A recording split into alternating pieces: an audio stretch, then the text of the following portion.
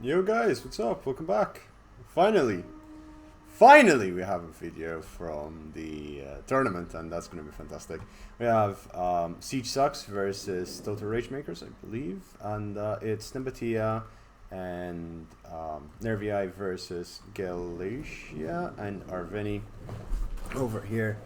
And we have an interesting army composition. So the rules are you cannot get more than 6 units of this same type, so you can only get, for example, 6 Celtic Warriors, etc. And it seems there is a heavy force of infantry on one side versus elite cavalry and elite units on the others, fierce swords and armored desert hoplites with chariots and heavy desert lancers. This is going to be interesting. Right off the bat, the balance of power favors the Arveni and Galatians, and frankly speaking, I can see why. So only because the amount of troops. Oh, that's a nice glitch. The units, it seems, look, has left their shadows there. It's not only because these units are so numerous, but also the quality of units counters the cavalry over there and the infantry on this side. Now again, Nabatean heavy archers on this side. You can only get 3 archers or slingers, and then you can get 2 skirmisher cav or skirmisher peltasts or of the swords. The guerrilla spearmen over swordsman over here getting slaughtered, shot at it from the side by the Celtic slingers over there. There are 3 Celtic slingers for Arveni and 3 Celtic slingers for Galatia. Now these two are actually really good at land battles somehow. Now they're very good at land battles. They've won a couple of land battle tournaments, as they told me. And Total Rage Makers are fantastic in siege battles, but in land battles I've never seen them properly fight, so this is going to be interesting to see how it is. Now the surround over on this side could be even more aggressive. They could have come over on, further to the back. Again, the mercenary Capicodian cavalry and the noble horse will screen that. Perhaps the force should have been done on the Arveni side, even though their flank is protected by 3 Oathsworn, and these Levy Freemen are in position to move and support that very effectively. Fierce Swords Pam in the center, and then the 2 Oathsworn on the side. Unfortunately, the Oathsworn would not be able to do very well against these guys. Overall, they wouldn't. There are 2 Oathsworn over here and 3 over in this side. Again, the Levy Freemen moving in to counter the horse. More horses moving on to there. They are ignoring the fact that there are chariots. Now the chariots could make or break this game. But then again, the Levy Freemen, the Galatian spears. That's even worse. Are ready to intercept Galatian spears and Levy Freemen over there, and then the Galatian legionnaires supporting Galatian swords, always a really strong force. Arveni charging forward at the line of the Boyai, seeking to break it with brunt force trauma. Cavalry going in, absorbing the... No! They went in shield formation, not throwing their pila. Oh, that's terrifying mistake. Beautiful knockback over there. They weren't in position yet.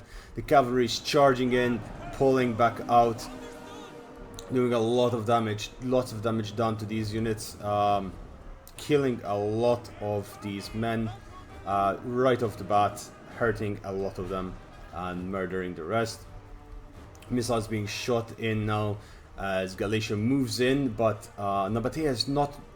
Okay, Nabatea is positioning its troops to the rear of Galatia. Needs to do an all-out assault. It needed to have done an all-out assault 2 minutes ago, as the cavalry over here is now getting back into position. The slingers are getting back into position to try and deal with this onslaught. The chariots are being sent on their own, unfortunately ahead. That is going to be a horrible mistake. Arveni over here losing its Celtic warriors, but now it's Chosen Swordsmen, I believe, Chosen Swordsmen and Oathsworn getting in on the flank. The Oathsworn over here breaking the guerrilla swords. Levy Freemen charging into these Germanic scout riders, ruining their existence. Noble Horse trying to stem the tide of these 2 Oathsworn from getting this around. They've defeated the first line, but now the second line is coming in, as well as the Galatian troops. And the Galatian troops are going to get surround on the Nabatean flank on that side.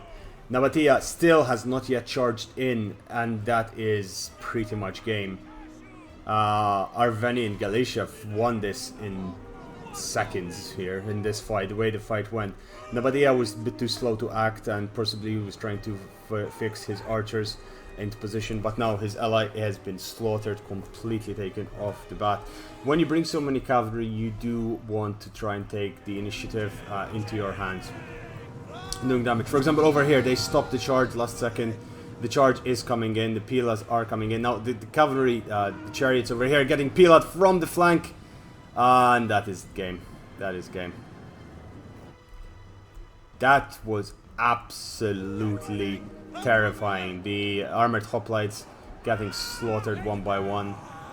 Nabatean heavy archers trying to hold off the cavalry, Capicosian cavalry. Noble horse over there, not going to do much. Arveni's cleaning up the remainder of the Nervii, and this does not look pretty. The Oathsworn over here holding their own a little bit, but now they're getting rear charged, but more Oathsworn surrounded by that and chosen. Arveni's looking for more blood, and Galatia has barely even engaged its full army. It's dealing with the cavalry in the rear, but these Galatian spears and Levy Freemen will do fantastic. These horses breaking through, and where are they charging? Now, this sane man would charge over here. What was this charge? I guess that was a good charge, but you had the slingers all open. That would have been fantastic. Cavalry now is engaging, but it's a little too late and separated from the rest of the line. There could have been something that could have been made in terms of, you know, advancements when Arveni smashed into the lines, but the cavalry was completely out of position, and the damage that the cavalry can do is not really going to happen. The cavalry and the hoplites do not have the killing power to deal with all of these troops. These Germanic scout riders getting into the middle of these slingers, but instantly being neutralized by the Celtic swords over there. The armored hoplites getting charged in the rear once more by more troops over there. Noble horse doing its thing, and yeah, this is GG. Beautiful attack by Siege Sucks over on this side, and damn, this is interesting for first bracket. This is fantastic. The battle lines is just completely collapsed. Once your ally collapses in 2v2, you don't really have much of a chance to reset a line, especially with this armor composition. Nabatea is great in land battles, but you do not bring hoplites.